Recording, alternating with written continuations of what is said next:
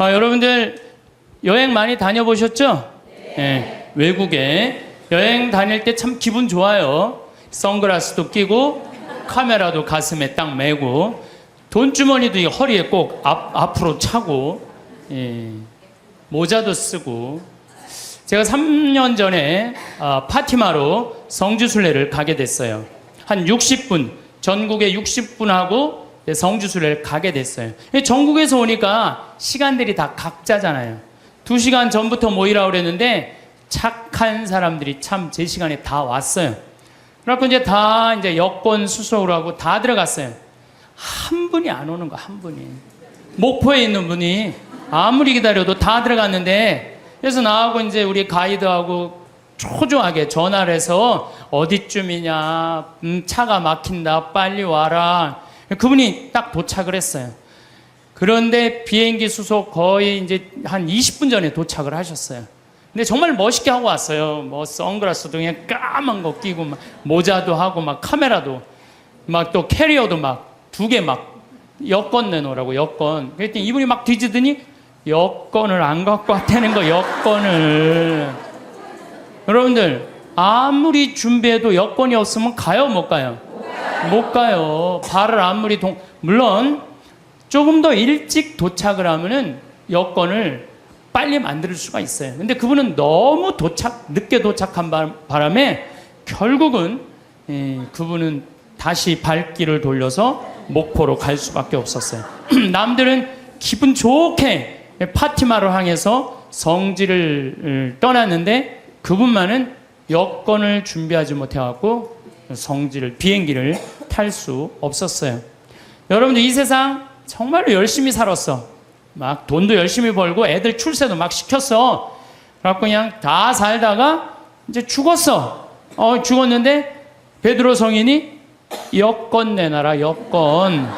너 하늘나라 여권 내놔라. 근데 너무 바삐 살다 보니까 성당 갈 시간이 없었던 거야.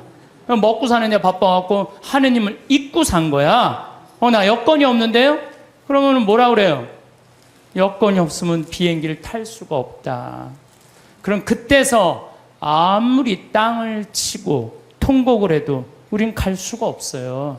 마태복음 25장에 이런 얘기 나오죠. 어리석은 처녀 5, 슬기로운 처녀 5.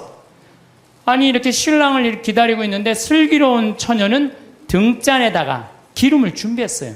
근데 이 어리석은 처녀는 등잔에다 기름을 준비했어요, 안 준비했어요? 준비하지 않았어요. 신랑이 온다 막 졸다가 깨어나갖고 슬기로운 처녀들은 등에 불이 있었어. 그래갖고 신랑을 맞이하고 갔는데 이 깜깜한 어둠에 있던 어리석은 처녀들은 우리 기름 좀 나눠줘라, 신랑 좀 찾게. 그랬더니 슬기로운 처녀들이 뭐라 그래요? 우리가 나눠주면은 우리도 모자라고 니네들도 모자란다. 니네들 빨리 가서 가게에 사갖고 와라. 그래갖고 그냥 가게로 쫓아가고 왔는데 신랑은 이미 어떻게 됐어요? 들어갔어요. 끝나는 거예요. 여러분들 신랑이 아무리 좋으면 뭐예요? 준비가 안 돼 있는데. 예수님이 아무리 좋으면 뭐예요? 내가 예수님을 맞이할 준비가 돼 있어, 없어요? 준비가 안 돼 있는 사람들 많아, 적어요? 너무 많아요. 저는 이런 생각 많이 해요. 우리들이 죽었어. 죽었는데 딱 죽으면 다 아무것도 없는 줄 알았더니 하늘이 쫙 열리더니 베드로 성인이 딱 나타나갖고 비행기 타고 가야 된다. 자, 여권 내놔라. 나 여권이 없는데요. 돌아가려고 해도 돌아갈 수 있어요, 없어요? 돌아갈 수가 없어요. 저는 우리 2층 집에 살던 분이 예전 얘기예요. 한 30년 전 얘기예요. 내가 신학생 때 2층 집에 있던 분이 한 15년 동안 당뇨로 고생을 했어요. 근데 그분이 돌아가시기 3일 전에 갑자기 수녀님을 찾는 거예요. 성당 안 다니셨던 분인데, 그래서 부인이 당신 왜 성당도 안 다니던 양반이 갑자기 수녀님을 찾느냐고. 내가 이렇게 누워서 비몽사몽 이렇게 있는데 비행기가 한 대 왔는데 나보고 비행기를 타라고 그러더라. 비행기를 타보니까 신부님, 수녀님이 비행기에 꽉 차 있는 딱 한 자리 남아있는데 수녀님이 나한테 여기가 당신 자리라고. 그리고 이 사람 정신을 깬 거예요. 성당 평생 안 다녔는데 꿈에 신부님, 수녀님이 꽉 차 있는 비행기, 이제 당신 데리고 올라갈 비행기라고. 그래갖고 이분이 수녀님 득달같이 불러갖고 병자성사 대세 받고 병자성사 받고 성체까지 영하고 돌아가셨어요. 이분은. 그분은 하늘나라 여권 마지막에 챙긴 거 안 챙긴 거예요? 챙긴 거예요. 그래서 싹 올라간 거죠. 우리 인생 살면서 정말로 중요한 거 빼먹고 사는 사람들 많아요. 그게 뭐냐면 바로 신앙생활이에요. 신앙생활. 신앙생활은요, 우리 인생의 이정표하고 똑같은 거예요. 내가 지금 이 길을 잘 가고 있는가 안 가고 있는가 중간중간 여러분들 이정표 확인해요, 안 확인해요? 확인하죠? 부산까지 가려면은 여기 지금 내가 지금 대전을 지나가고 대구를 지나가고 경주를 지나가고 부산 이정표 확인 안 하고 그냥 길 대전에서 잘못 갈려갖고 전주로 갔어. 확인 계속 안 하고 어디로 가요? 목포로 가요. 목포. 신앙생활이라는 건 바로 이정표예요. 당신 인생 지금 제대로 살고 있나? 주일마다 나가서 확인하는 거 안 확인하는 거예요? 확인하는 거예요. 요즘 인생 이정표 없이 살다가 깜깜한 어둠을 헤매는 사람들 텔레비 속에 많이 봐요, 안 봐요? 많이 보죠? 돈이 너무 많으니까 이 돈을 어떻게 주체할 수 없으니까 무슨 버진 아일랜드인가 어디에다가 회사 차려놓고 그냥 세금 떼어먹고 깜깜한 어둠 속을 헤매는 사람들 많아요. 성당 나가면서요, 내가 제대로 살고 있나 안 살고 있나 이거 확인하는 거, 이거 정말로 중요한 분. 제가 정말로 존경하는 우리 교구 신부님이 한 분 계세요. 최재용 바르톨로메오 신부님이라고. 이분은 이제 은퇴하셨어요. 나이가 70이라. 날개만 안 달렸지 천사야, 천사. 제대해서 이분이 미사를 이렇게 봉헌하는 걸 보면은 저분이 천사지.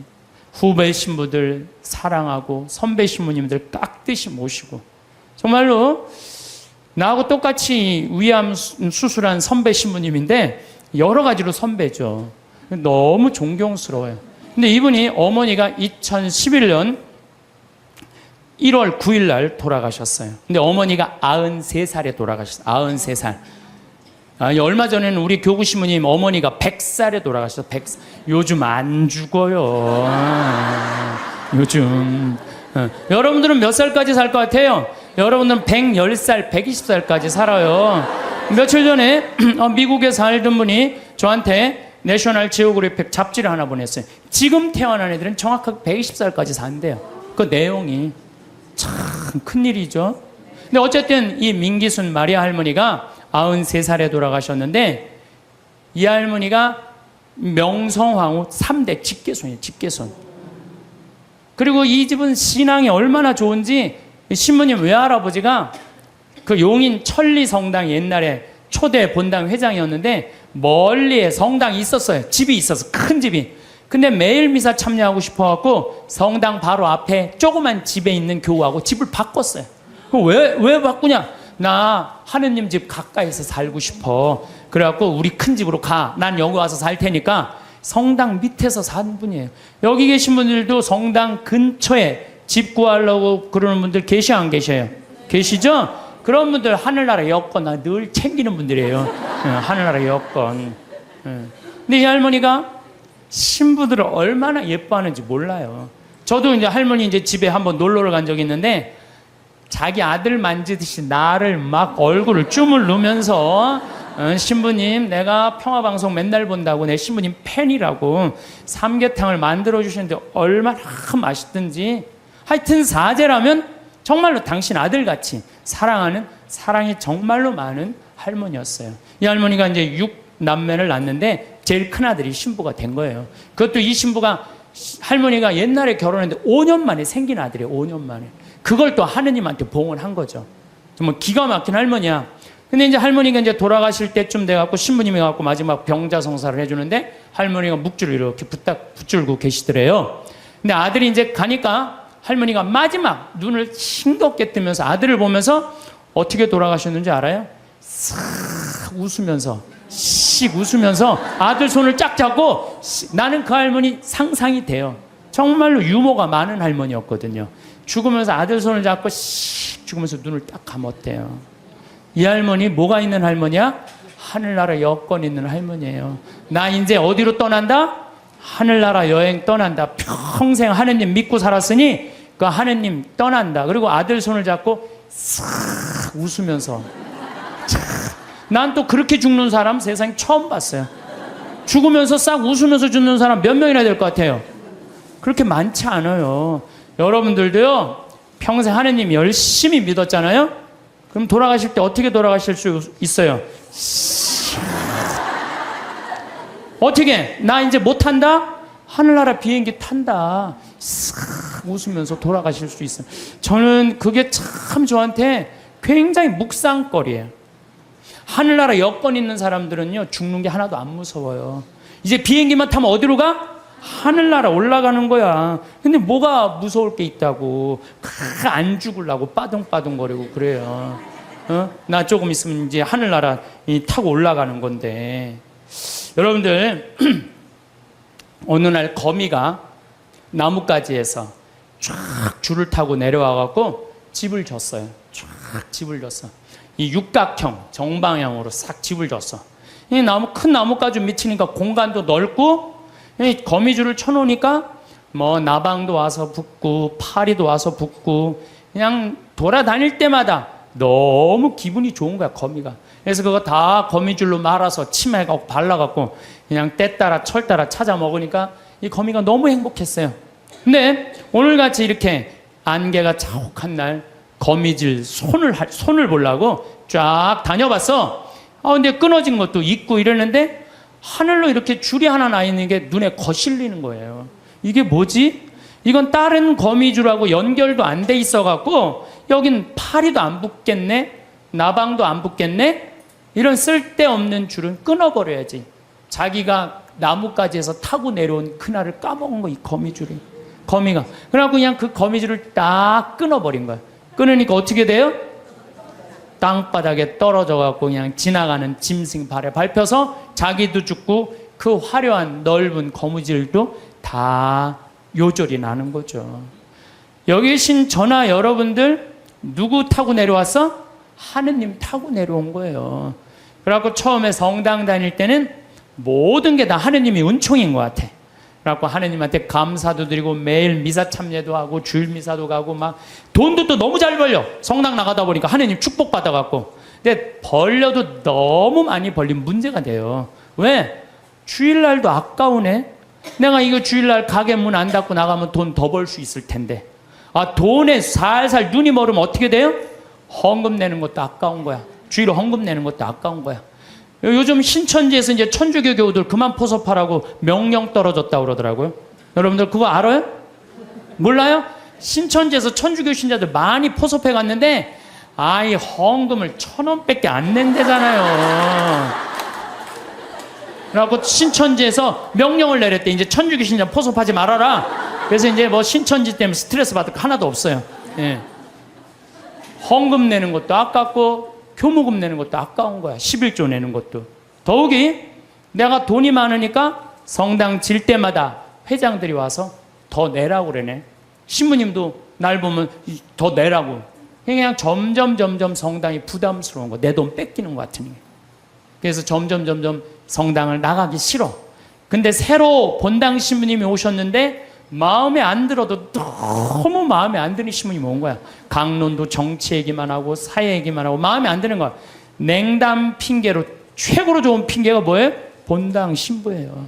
나 본당 신부가 마음에 안 들어서 성당 안 나간다. 여러분들 본당 신부가 여러분들 하느님하고 인연 끊는데 그게 이유가 된다는 건 말이 안 돼요.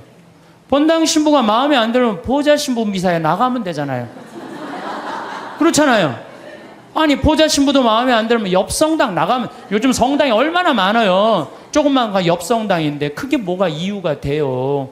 아니 그 옆 성당도 마음에 안 들면 명동 성당에 가면 명동 성당에. 그건 다 냉담의 핑계예요. 성당이 어둡다, 뭐 강론이 길다, 다 냉담의 핑계야. 그래갖고 딱 줄을 끊어버렸어. 그러면은 어떻게 돼요? 내가 그동안 쌓아놓았던 모든 게 한순간에 끊어지는 거예요. 근데 현대인들은 그거를 몰라요. 그러면 신부님, 하느님 열심히 믿는 건 뭐예요? 하느님 열심히 믿는 건 하느님 꽉 붙잡고 살면 돼요. 여러분들 우리 그네 타는 거 아시죠? 단오전란 그네 탈 때 어때요? 뒤에서 밀어주면 그네 타는 사람 어떻게 해요? 저 위에서부터 내려온 줄 어떻게 잡죠? 꽉 잡고 있어요. 그래갖고 뒤에서 밀어주면 그 줄만 잡으면 웬만하면 안 떨어져요. 근데 그냥 그네 탈 때 자기 좋다고 그냥 뒤에서 밀어주는데 줄 안 잡고 있으면 어떻게 돼요? 하늘로 날아가는 거예요. 날아가고 떨어져갖고 그냥 얼굴 코뼈 깨지고 그냥 눈알 그냥 막 그냥 쓸리고 막 이러는 거예요. 하느님 믿는 거는 어떻게 믿어야 되느냐? 꽉 잡아야 돼요. 하느님 꽉 잡는 방법은 뭐예요? 레저 활동 열심히 하고 성령 기도해 나가고 성당에 전례 봉사라면 전례 봉사하고 반모임 열심히 나가고 매일 미사 나가고 이게 하느님 꽉 붙잡고 사는 거예요. 근데 요즘 현대인들은 내가 보기에는요 하느님 꽉 붙잡고 사는 사람 별로 없어요. 다 그냥 줄 흔하게 잡고 떨어지려면 떨어져라. 난 하늘로 날아가고 싶다. 그런 사람들 너무 많습니다. 요한복음 15장에 보면은 예수님이 나는 참 포도나무요 너희는 가지로다 이 얘기를 해요. 내 안에 머물러라. 나도 너희 안에 머무르겠다.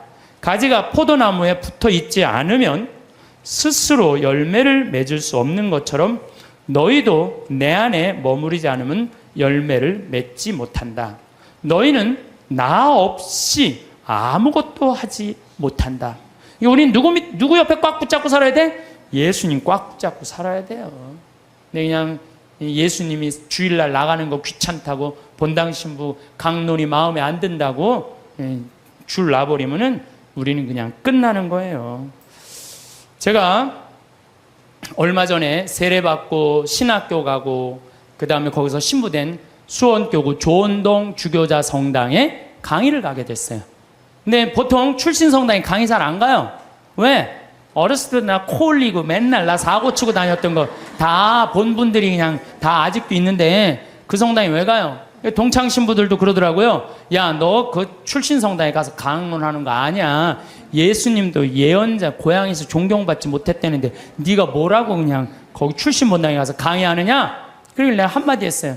나는 걱정 하나도 없다. 나는 예언자가 아니다. 예수님은 예언자시지만 나는 그냥 일갓 하나의 그냥 신부다, 신부. 이제 강의를 갔어요. 강의를 갔는데 정말로 30년 전에 본 사람이 그대로 다 있는 거예요. 하나도 안 죽고 다.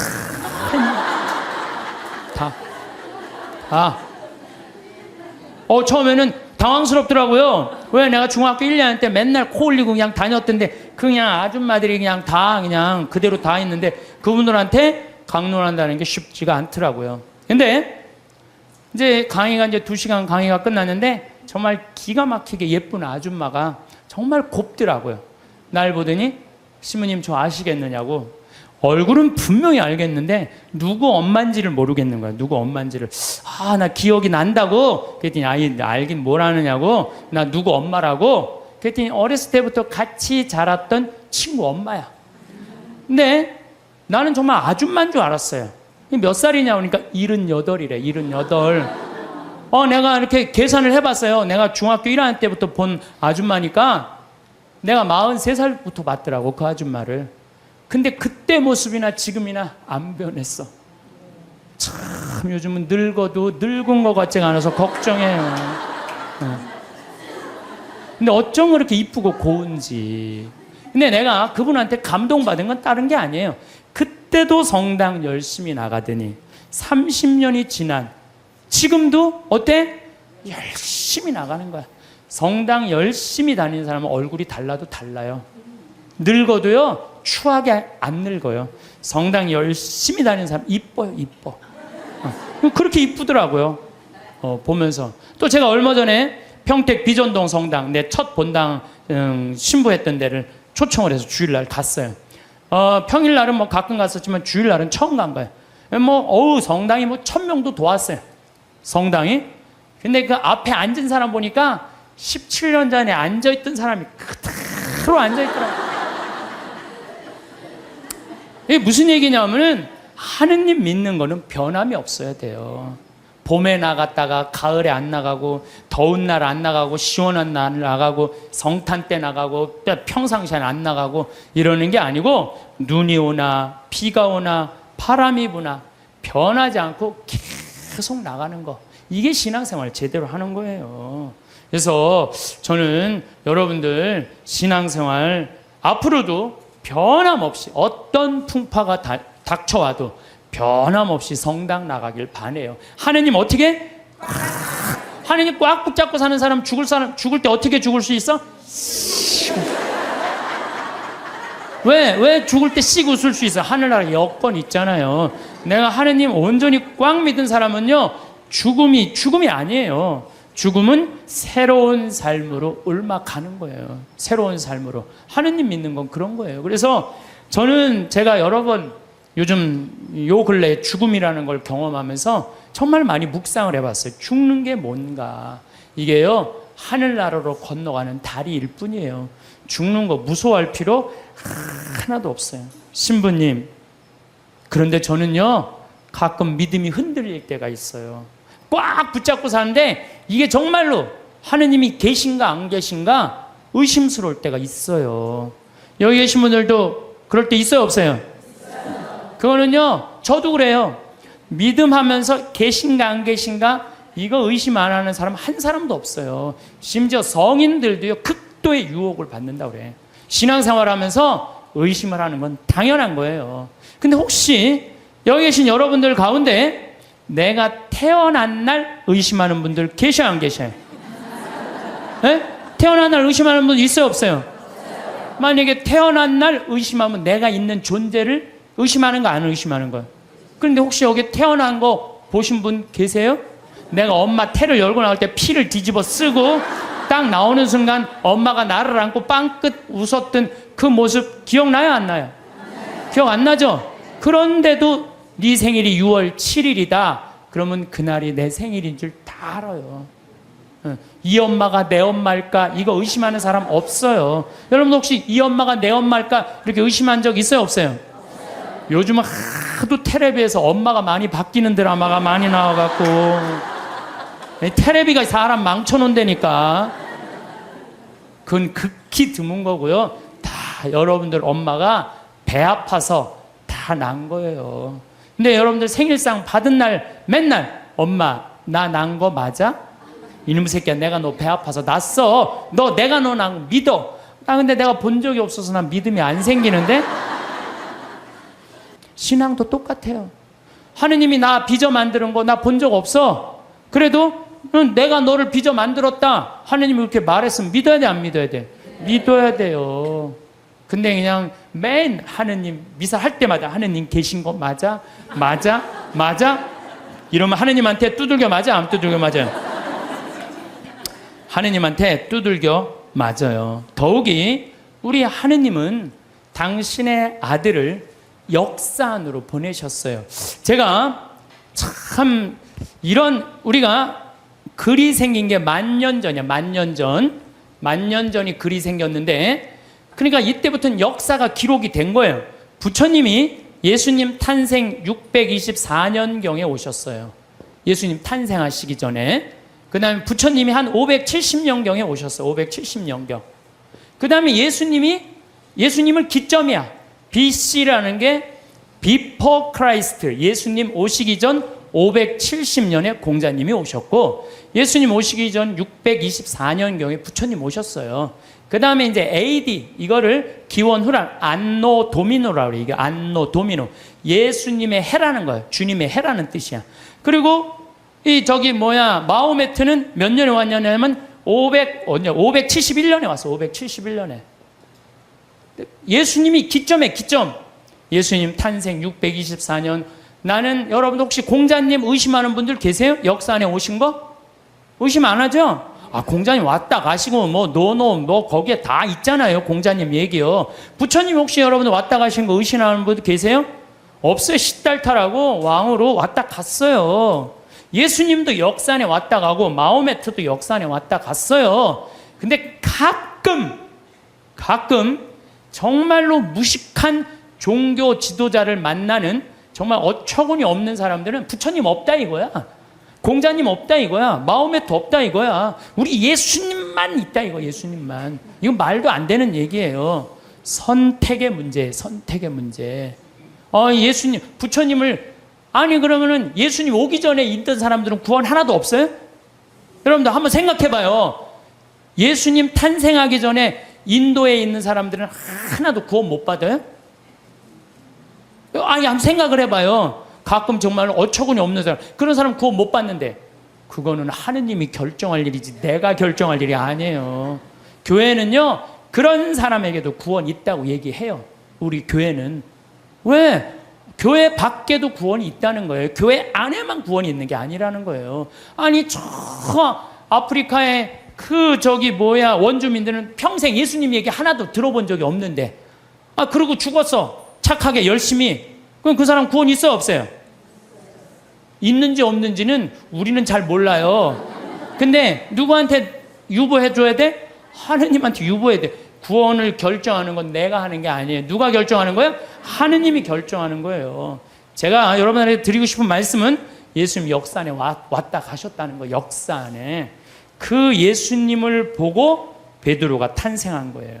그 예수님을 보고 베드로가 탄생하고, 지금 266대 프란치스 교황, 전 교황이 265대 베네딕토 교황, 전 교황이 264대 요한 바오로 2세 교황, 1대 교황이 베드로, 2대 교황이 리노, 3대 교황이 아나클레투스, 4대 교황이 클레멘스, 5대 교황이, 이 이름이 어려워, 아바리스투스, 6대 교황 알렉산데. 그래서 1대부터 266대까지 이어온 거예요. 2000년 동안. 그렇지 않아요? 그러면은 베드로가 어느 날 갑자기 뚝 떨어져 갖고, 베드로가 지금부터 이 교회가 있다, 예수님이란 이런 존재를 가짜로 만들어냈겠어요? 자기가 눈으로 보고 배운 그 예수님을 증언한 거겠어요? 눈으로 본 예수님을 증언한 거예요. 예수님이 3년 동안 우리랑 같이 사셨고, 십자가에 못 박혀 돌아가셨고, 부활하시고, 이거를 체험해 갖고 증언한 거야. 그러니까 지금 266대 교황까지 내려왔다는 거는, 거미가 나뭇가지에서 줄을 타고 내려와서 집을 짓듯이 우리는 베드로부터 타고 내려와 갖고 이 교회라는 집을 짓는 거예요.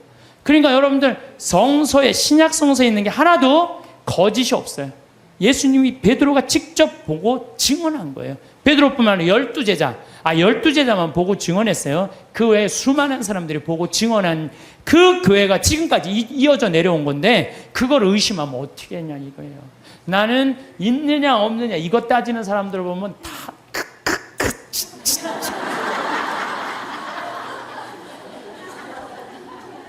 가슴이 답답해요. 어떻게 그렇게 의심이 많아요?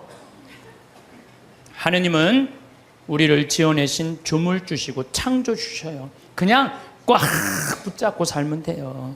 내가 태어난 날 본 사람 없어. 네 생일이 6월 7일이다. 그럼 내 생일이 6월 7일이에요. 내 생일이. 그래서 6월 7일이다. 6월 7일인지 믿는 거예요.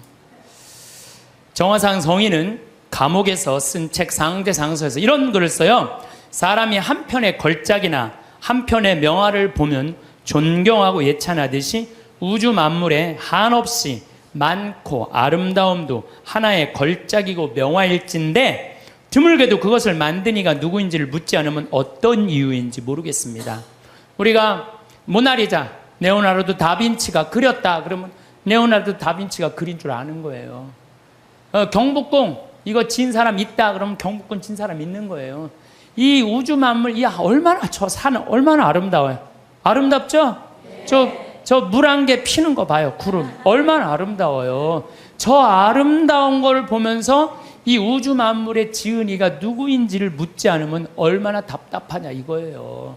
그래서 여러분들, 이 우주 만물을 만드는 창조주가 있다는 거예요. 그게 바로 하느님이라는 거예요. 심지어 칸트라는 철학자는 참 재미난 얘기를 했어요. 그 사람이 순수이성 비판, 실천이성 비판, 판단력 비판, 그런 철학 이렇게 두꺼운 걸 썼어요. 근데 그 내용 중에 하나가 절대 도덕 명령이라는 걸 해요. 사람은 무조건 착한 일을 해야 된다. 이걸 자기 철학 논리에 주장을 해요. 그런데 가만히 보니까 정말로 착하게 사는데 이용만 당하고 괴로운 사람 있어요, 없어요? 있죠? 여러분들 살다 보면 정말 착한데 이용만 당하고 사기당하고 그냥 고통스럽게 사는 사람이 있어. 그 사람한테 그래, 너 그래도 착하게 살아, 착하게 살아, 착하게 살아. 나 이렇게 착하게 살아 괴롭기만 한데, 근데 또 한편 정말로 나쁜 짓만 골라서 하는 사람들이 있어요. 그런데 보면은 아주 떵떵거리고 잘 살아. 저 사람은 나쁜 짓 하는데 저렇게 떵떵거리고 잘 사는데 난 착한데 이렇게 괴롭게 살아? 너 그래도 계속 착한 일 하라고 얘기할 수 있어? 그랬더니 칸트가 가만히 있어봐. 그러게, 그러면 안 되지. 그럼 안 되겠다, 야.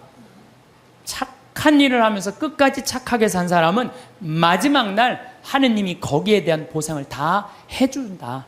악한 일을 한 사람은 마지막에 악한 대가를 다 치르게 한다. 그래서 실천이성 비판이라는 데선 그 하느님이 좀 있어줘야 되겠다. 양심의 기준을 세우기 위해서. 그래갖고 그 사람이 마지막에는 하느님의 신의 존재가 있어야 되겠다 그래요. 뭘 그걸 그렇게 어렵게 설명을 해. 우리 4대 교리에 있는데 상, 선, 벌, 악. 착한 일을 한 사람은 상을 받고 악한 일에서 벌 받는 거. 마지막 날이요, 착한 일을 한 사람은 거기에 합당한 보상을 하느님이 다 해주셔요. 근데 악한 일만 하고 나쁜 짓만 골라서 하고, 요즘 텔레비 보면요, 정말로 내가 보기에는, 아니 돈이 여러분 한 20억만 있으면 되지 않아요? 20억? 아유 시부님 20억이라도 2억이라도 있었으면 좋겠어요. 2억이라도. 근데 뭐 무슨 전임 대통령이 뭐 그 추징금을 뭐 2천억인가 뭐 했는데 그 중에 많이 냈더라고요. 231억을 아직 안 냈대요. 231억을. 나는 그 앞에 200자만 빼고 31억만 좀 내갖고 좀 참. 저는 요즘 전 대통령, 전임 대통령들 그 추징금 안 내는 거 보면은요, 참 가슴이 아파요. 아무리 출세하고 대통령이 되면 뭐예요? 끝이 얼마나 비참해요. 여러분들 그렇게 사는 게 나아요? 정말로 양심의 하느님 뜻에 따라 그냥 행복하게 사는 게 나아요. 요즘은요, 출세하는 거, 여러분들 옛날에 못 먹고 못 살 땐 출세하는 게 좋았어요. 출세했어야 돼. 억울하고 분해갖고. 근데 요즘 집에 차 없는 사람들 없어요. 옛날에 여러분들 아침에 자고 일어나면 밤에 목마르면 먹으려고 물 떠놓은 거 꽝꽝 얼어있어요? 안 얼어있어요? 나도 어렸을 때 아침에 그냥 물 먹으려고 보면 이게 꽝꽝 얼어있어요. 옛날에는 웬만한 집들은 다 그랬어요. 근데 요즘 어때요? 다 먹고 살면 이제 출세 안 해도 돼요. 나는 출세하는 거 하나도 안 부러워요. 우리나라 대통령들은 다른 나라 대통령에 비해서 끝이 좋은 대통령이 하나도 없어요. 지금까지. 정말 그렇지 않아요?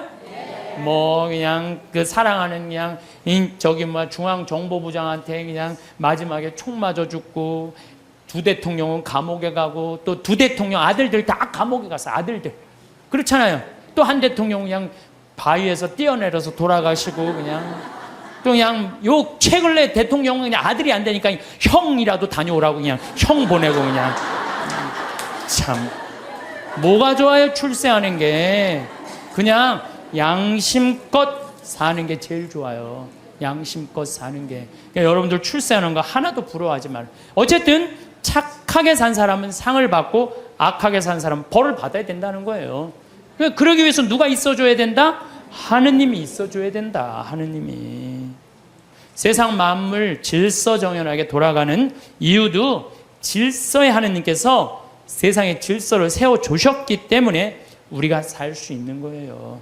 이러한 증거로 하느님의 존재를 알 수 있으며, 하느님의 은총이 온 세상, 온 만물에, 또한 태어나 죽는 날까지 우리에게 머물러 계시니, 저는 이 말 정말로 인정해요. 하느님의 은총이 온 세상, 온 만물에 머물러 있는 거예요. 여러분들, 지금 어젯밤에 비가 여기 강원도에 한 10mm 정도 왔어요. 비가 1mm 오면은요, 경제적인 효과가 280억이래요. 기상청에서 발표했더라고, 얼마 전에. 10mm가 오면 얼마가 오느냐면 2,800억이 하늘에서 쏟아지는 거예요. 그 여러분들 비한테 반말하면 안 돼요.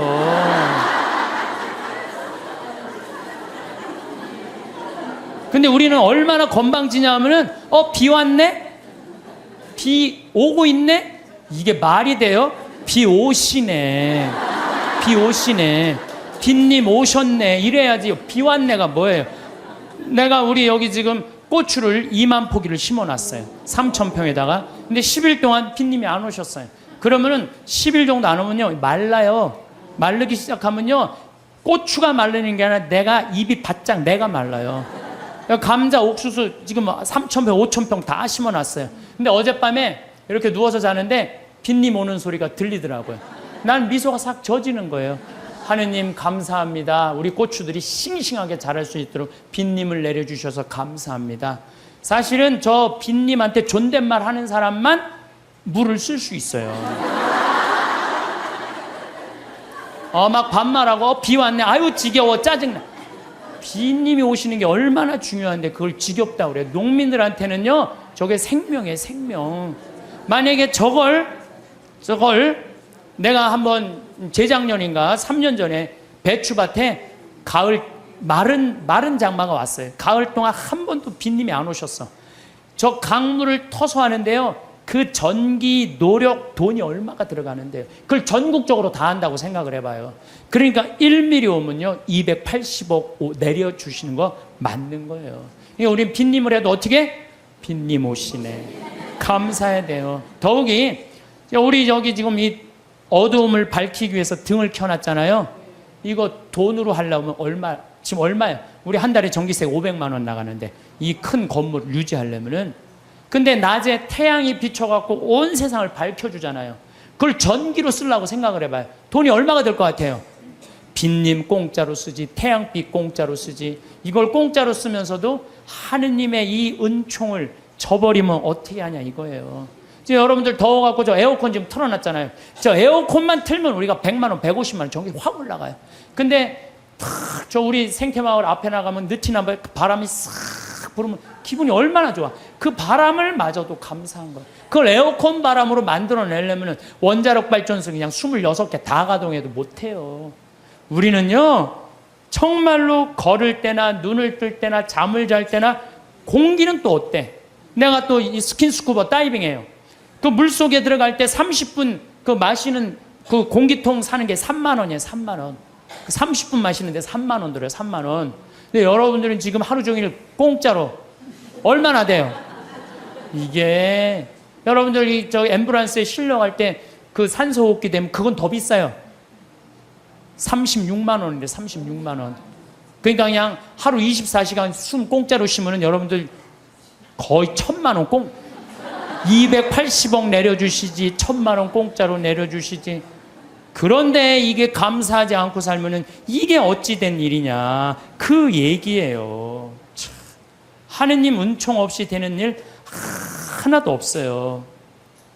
하느님의 그 은혜를 저버릴 수 없음은 아들이 어버이 덕에 먹고 그 집에 살며 그 살림을 쓰면서 함부로 제가 잘난 체하며 부모를 무시하며 섬김과 근본을 갚는 뜻을 모르면 효도입니까?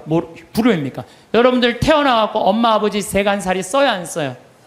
쓰죠? 엄마 아빠 밥솥 쓰고 엄마 아빠 방 쓰고 엄마 아빠 거실 쓰고 엄마 아빠 전기 다 쓰는 거 아니야 전화기. 그런데 그 엄마 아빠한테 감사하지 않으면 효도냐 불효냐 이거예요. 그것처럼 우리는 하느님 세간살이 쓴다 이거예요. 나무, 저 빈님, 태양, 바람 다 하느님 세간살이야. 그걸 쓰면서 감사해야 된다 이거죠. 저는 여러분들도 다 하느님 은총 속에 살았지만 저는 특별히 하느님 사랑받고 산 신부예요. 제가 2010년 4월 6일 날 위암 수술했어요. 위를 3분의 1을 잘라냈어요. 위를 3분의 1을. 내가 그렇게 방송에 나가서 그렇게 위암 수술했다는데 말할 때마다 놀라는 거 보면 난 또 놀라요.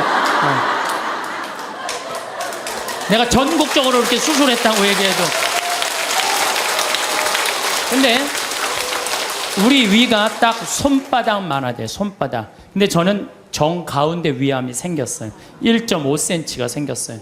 그러더니 의사가 요 밑에 생겼으면은 밑에만 자르면 되는데 위에 생겼으면 위에만 자르면 되는데 정 가운데 자르면 위로 5cm 아래로 5cm 잘라야지 더 이상 전이가 안 된다는 거예요. 그래서 3분의 2를 잘라야 된다고 잘랐어요. 근데 우리 위는 음식을 받아들이는 부분이에요. 아래는 음식을 빻는 부분이야. 빻는 부분. 나는 근데 빻는 부분을 자른 거야. 빻는 부분을. 그러니까 음식을 먹으면은 옛날에는 위가 알아서 빠졌어. 그래갖고 소장으로 보내줬어. 소장에서는 흡수만 하면 돼. 근데 이제 음식을 먹으면 어떻게 되느냐? 바로 이제 잘라갖고 이 12장하고 바로 소장으로 내려가는 거예요. 근데 내가 우리 몸이요 여러분들 제가 항상 강의 때마다 얘기하죠. 이 몸 자체 여러분들 이거 다 돈이에요, 돈. 정말 기가 막힌 거예요. 우리 시각 장애우들 내가 얘기하잖아요. 시각 장애우들 눈 하나 이거 갈아 끼는데 얼마 들어? 1억 들어, 1억. 2개 갈아 끼면 2억이야, 2억. 지금 난 눈 뜨고 쳐다보고 있는 분들 2억 깔고 지금 쳐다보고 있는 2억 깔고. 아니 내가 해보니까 이게 다 돈이라는 생각이 들어요. 이게 이제 위를 잘랐어요. 위를 잘라니까 밥을 먹잖아요. 그럼 의사 선생님이 밥 먹으면 무조건 45도 누워 있으래요. 왜냐면 이제 먹으면은 옛날에는 누가 빻어? 위가 이제 빻단 말이야. 근데 지금은 누가 빻냐면 소장이 빻는 거예요. 들어가면은 음식이 들어가면요 신기해. 여기서 물컹 지나가 음식이요. 진짜로 이렇게 지나가요. 이렇게 지나가고 이쪽 등 쪽으로 해서 꾸르륵 하면서 또 이쪽으로 물컹 지나가요. 참 기가 막히더라고요. 이렇게 보면은 이렇게 꿀꿀 음식이 지나가는 소리가 들려요. 우리 몸이요 이게 다 기적이야, 기적. 그러니까 여러분들 심장 하나 갈아 낀데 5천, 간 갈아 낀데 7천, 신장 갈아 낀데 3천 드는 거예요. 그럼 이거 2억, 이거 1억 5천, 3억 5천. 내가 요즘 이가 안 좋아갖고 이거 갈아, 이거 이제 틀니 비슷한 거 끼고 있거든요. 의사한테 물어봤어요. 이거 임플란트로 다 갈으려면 얼마냐? 이가 28개래요. 신부님 싸게 해줘서 5천 해준대. 그러면은 이거 3억 5천, 이거 5천, 4억이야, 4억. 팔 하나 갈아 낀데 400, 양팔 800, 양다리 1600. 5억에 5억. 근데 여러분들 생각을 해봐요. 얼마 전에 우리 집에 부천에서 한 아이가 정말로 잘생긴 아이가 왔어요. 근데 이 아이가 몸이 근육이 지방으로 바뀌는 병이에요. 그래서 얘는 목에 근육이 없어갖고 목을 가눌 수가 없어. 근데 평화방송에서 맨날 날 보는 게 소원인 거야. 형도 그런데 형은 이제 더 이상 움직일 수가 없대. 동생이 왔어요. 동생이 왔는데 아버지가 계속 뒤에서 목을 받쳐주고 있더라고요. 여러분들 지금요 이게 병이 들어갔고요 꼼짝도 못하는 사람도 얼마나 많은데요. 근데 그냥 내 남편 멀쩡하고 우리 애들 둘 멀쩡해. 이 멀쩡한 4명 둘러앉아 밥 먹으면요 20억이 둘러앉아 밥 먹는 5억짜리. 감사해야 돼, 안 감사해야 돼? 만약에 남편이 저녁에 퇴근해 갖고 들어와, 그럼 뭐라 그래야 돼? 5억 들어오네. 5억 어서 들어와.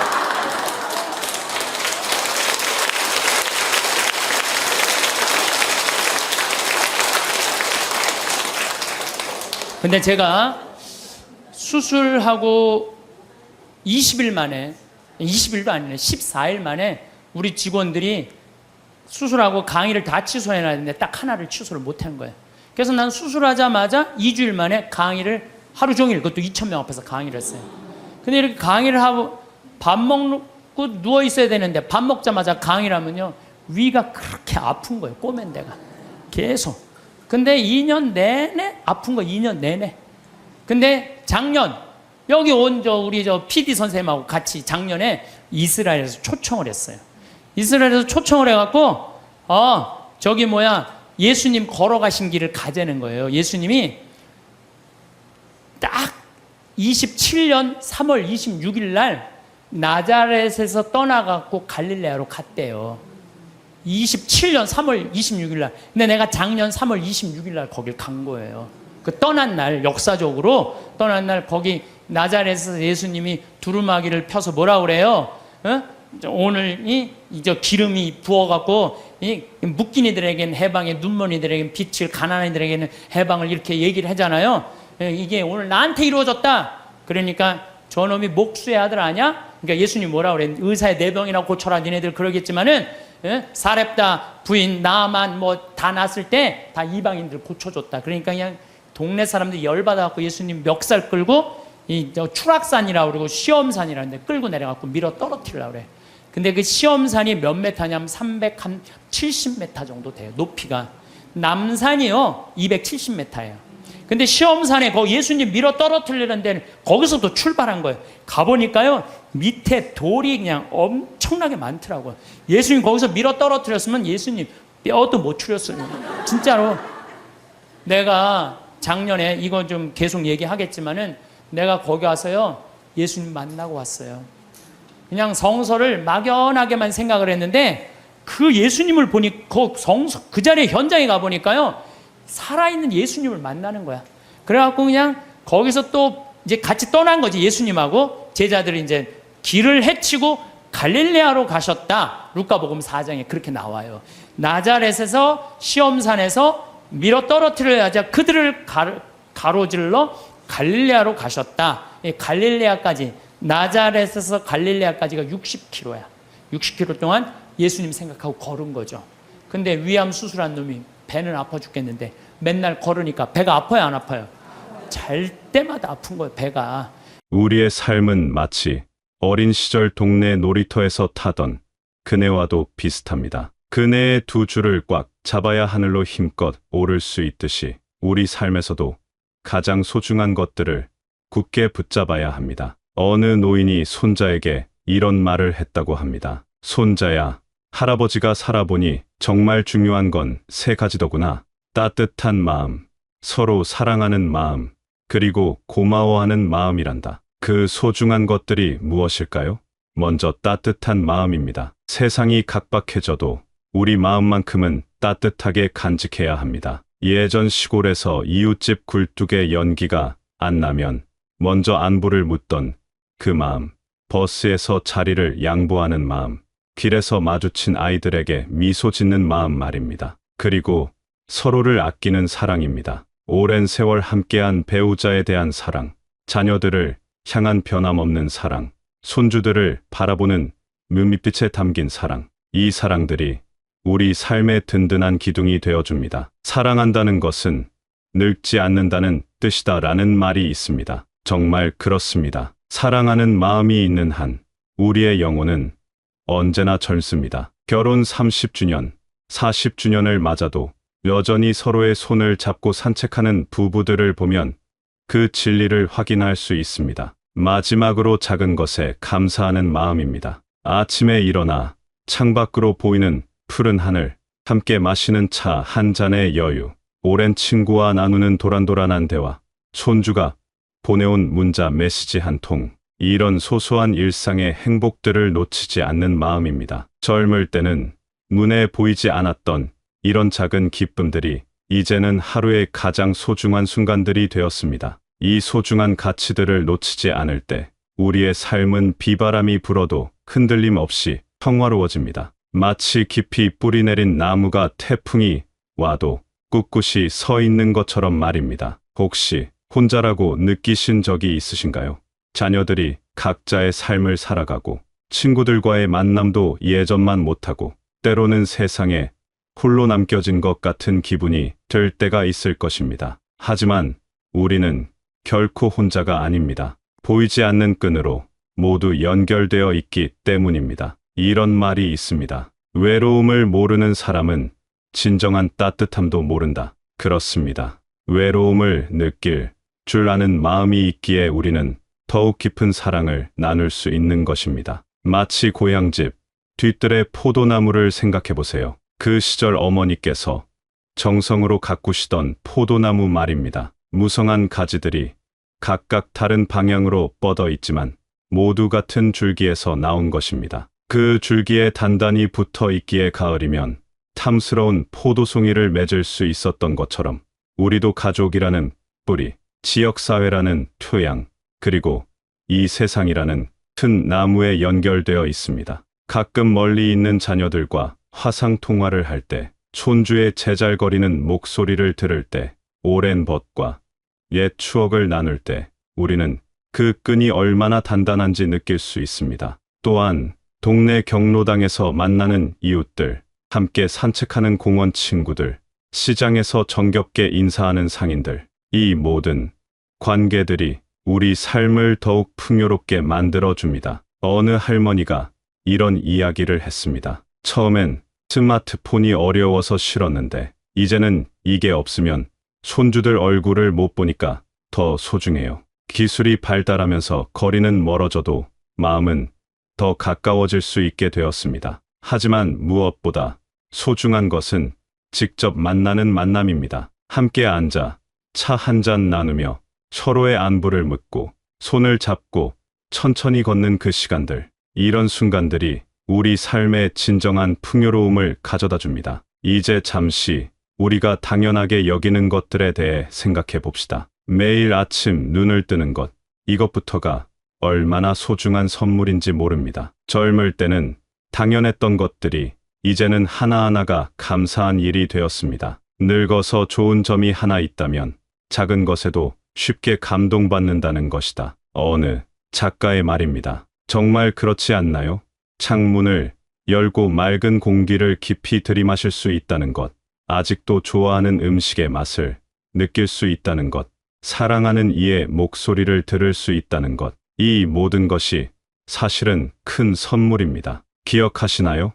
젊은 시절에는 무엇이든 할 수 있을 것 같았고, 시간은 무한정 있을 것 같았습니다. 하지만 이제 우리는 알게 되었습니다. 건강한 하루하루가, 평범한 일상의 순간들이 얼마나 소중한지요. 어느 의사 선생님이 환자에게 이런 말을 했다고 합니다. 나이가 들면서 가장 큰 변화는 무엇이 정말 중요한지를 알게 되는 것입니다. 정말 그렇습니다. 젊을 때는 성공과 성취에만 매달렸지만 이제는 평온한 하루, 아픈 곳 없는 몸, 마음 편한 잠자리가 얼마나 귀한 것인지 알게 되었습니다. 아침에 일어나 거울을 보며 오늘도 하루를 시작할 수 있구나 하고 생각해 보세요. 가족과 함께하는 식사 시간, 산책길에서 만나는 꽃들, 저녁 노을을 바라보는 여유, 좋아하는 드라마를 보며 혼자 웃는 시간, 이런 평범한 순간들이 바로 우리 인생의 가장 소중한 보물들입니다. 혹시 무릎이 아파서 계단 오르기가 힘드신가요? 그래도 아직 걸을 수 있다는 것에 감사해 보세요. 기억력이 예전 같지 않아서 답답하신가요? 그래도 사랑하는 사람들의 얼굴은 여전히 또렷하게 기억하고 있지 않습니까? 이 모든 것이 거저 주어진 것이 아님을 깨달을 때 우리 마음 깊은 곳에서 감사함이 샘솟습니다. 이 감사하는 마음이야말로 우리 인생의 가장 훌륭한 나침반이 되어줄 것입니다. 감사는 단순히 좋은 일이 있을 때만 느끼는 것이 아닙니다. 힘들고 어려운 순간에도 그 경험을 통해 우리가 성장할 수 있음에 감사할 수 있습니다. 병원에서 치료받을 수 있음에, 가족들이 걱정해주는 마음에, 여전히 우리를 필요로 하는 사람들이 있다는 사실에 감사할 수 있습니다. 감사는 과거를 의미 있게 만들고 오늘의 평화를 가져다주며 내일을 위한 비전을 만들어준다는 말이 있습니다. 정말 그렇지 않나요? 지나온 세월의 모든 경험들이 지금의 우리를 만든 소중한 자산이며 오늘 이 순간의 평안을 느낄 수 있고 내일에 대한 희망을 품을 수 있는 힘이 바로 감사입니다. 매일 저녁 잠자리에 들기 전에 오늘 하루 감사한 일 3가지를 떠올려 보세요. 아주 작은 것이라도 좋습니다. 맛있게 먹은 아침 식사, 따뜻한 햇살, 자녀의 안부 전화, 이웃의 반가운 인사, 길에서 만난 예쁜 강아지, 이런 소소한 감사들이 모여 우리의 하루를 행복으로 채워줍니다. 젊은 시절에는 내일을 위해 오늘을 희생하곤 했습니다. 더 나은 미래를 위해 현재를 참고 견뎠죠. 하지만 이제 우리는 알고 있습니다. 진정한 행복은 바로 지금 이 순간에 있다는 것을요. 평범한 오늘 하루가 바로 가장 귀한 선물입니다. 어제는 이미 지나간 추억이고 내일은 아직 오지 않은 미래입니다. 우리가 실제로 살 수 있는 것은 오직 오늘뿐입니다. 이 인생에서 가장 중요한 날은 오늘이다라는 말이 있습니다. 특별한 일이 있는 날만이 중요한 것이 아닙니다. 평범한 화요일도 별일 없는 목요일도 그 자체로 소중한 선물입니다. 오늘 만날 사람들에게 따뜻한 말 한마디를 건네보세요. 안녕하세요. 고맙습니다. 수고하세요. 이런 작은 인사만으로도 누군가의 하루를 밝게 만들 수 있습니다. 오늘 보게 될 풍경들을 조금 더 자세히 들여다보세요. 아파트 화단의 작은 꽃, 하늘을 가로지르는 구름, 바쁘게 지나가는 사람들의 모습, 모든 것이 오늘만의 특별한 장면입니다. 오늘 마시는 차 한 잔의 향기를 깊이 음미해 보세요. 커피든 녹차든 그 따뜻함이 목구멍을 타고 내려가는 느낌을 천천히 느껴보세요. 이런 작은 실천들이 우리의 오늘을 특별한 하루로 만들어 줄 것입니다. 혹시 할 일이 없어서 심심하다고 생각하신 적이 있나요? 하지만 생각해 보세요. 심심할 수 있다는 것, 자체가 평화로운 증거입니다. 급하게 해결해야 할 문제가 없고 건강상 큰 걱정이 없으며 마음이 평온하다는 뜻이니까요. 이 인생이라는 긴 여행의 후반부에 서 있는 우리에게는 특별한 지혜가 있습니다. 그것은 바로 무엇이 진정 소중한지를 아는 지혜입니다. 돈이나 명예보다는 건강과 평화가, 성공보다는 사랑과 관계가 더 중요하다는 것을 깨달았습니다. 나이가 주는 최고의 선물은 지혜다라는 말이 있습니다. 우리는 이제 인생의 본질을 꿰뚫어 볼 수 있는 눈을 갖게 되었습니다. 젊은이들이 열심히 쫓아가는 것들이 때로는 신기루 같다는 것을, 진짜 행복은 아주 평범한 곳에 숨어 있다는 것을 알고 있습니다. 이제 우리는 젊은 세대들에게 등불이 되어 줄 수 있습니다. 우리의 경험과 지혜를, 우리가 터득한 삶의 비결을 따뜻하게 나누어 줄 수 있습니다. 손주에게 들려주는 예시이야기, 후배에게 전해주는 조언, 이웃에게 베푸는 작은 친절, 이 모든 것이 우리에게 주어진 소중한 역할이자 기쁨입니다. 또한 우리는 여전히 배우고 성장할 수 있는 존재입니다. 새로운 취미를 시작하기에 늦지 않았고 새로운 사람들과 만나기에도 늦지 않았습니다. 평생교육원에서 새로운 공부를 시작하는 분들, 등산 동호회에 가입하는 분들, 봉사활동에 참여하는 분들, 이 모든 분들이 아직 늦지 않았다는 것을 몸소 보여주고 있습니다. 매일 아침 새로운 하루를 시작할 때 우리 마음의 나침반을 확인해 보세요. 감사하는 마음, 사랑하는 마음, 평화로운 마음, 이 나침반들이 우리를 올바른 방향으로 이끌어 줄 것입니다. 그리고 기억하세요. 우리의 인생은 아직 끝나지 않았습니다. 매일이 새로운 시작이고 매 순간이 새로운 기회입니다. 지나온 세월에 감사하며 지금 이 순간을 소중히 여기며 앞으로 올 날들을 희망차게 맞이해 나가세요. 오늘도 우리에게 주어진 이 귀한 하루를 감사와 사랑으로 가득 채워 나가시기를 진심으로 바랍니다. 평범한 오늘이 가장 특별한 선물이라는 것을 잊지 마시고 작은 것에서 큰 행복을 찾는 지혜로운 하루 되시기를 바랍니다. 오늘도 우리에게 주어진 이 귀한 하루를 감사와 사랑으로 가득 채워 나가시기를 바랍니다.